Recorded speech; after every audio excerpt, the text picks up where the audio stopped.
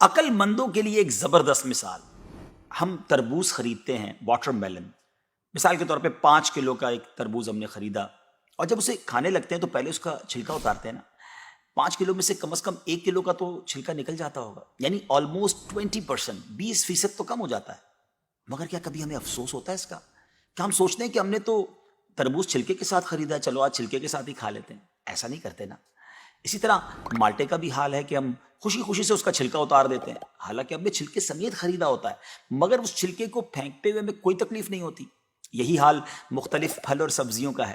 اچھا، ہم چکن بھی تو خریدتے ہیں، زندہ ثابت، اسی کو تولتے ہیں، تلواتے ہیں، پیسے دیتے ہیں، مگر جب کھانے کی باری آتی ہے، پکانے کی باری آتی ہے، تو اس کے بال، اس کی خال، اس کی آلائشیں نکل جاتی ہیں، تو ویٹ تو کم ہو جاتا ہے. مگر کبھی اس پر دکھ ہوتا ہے؟ نہیں نا.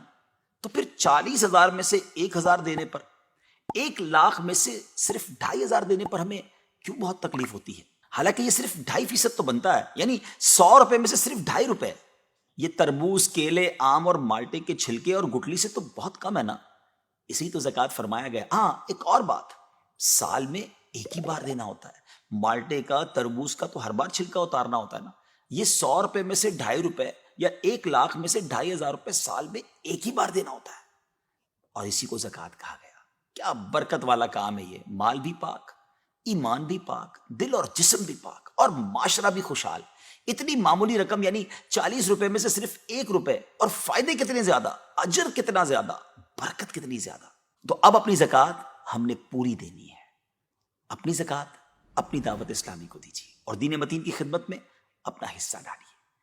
اگر آپ اپنے مال کو سیکیور کرنا چاہتے ہیں نا، آئیے ایک اور حدیث سن لیجیے. نبی پاک علیہ الصلوۃ والسلام فرماتے ہیں، خشکی اور تری میں جو مال بھی ہلاک ہوتا ہے وہ زکوٰۃ نہ دینے کی وجہ سے ہوتا ہے. زکوٰۃ روک لینے والا قیامت کے دن جہنم میں ہوگا. اللہ کریم ہم سب کو اپنے مال کی پوری زکوٰۃ دینے کی خوش دلی کے ساتھ توفیق عطا فرمائے.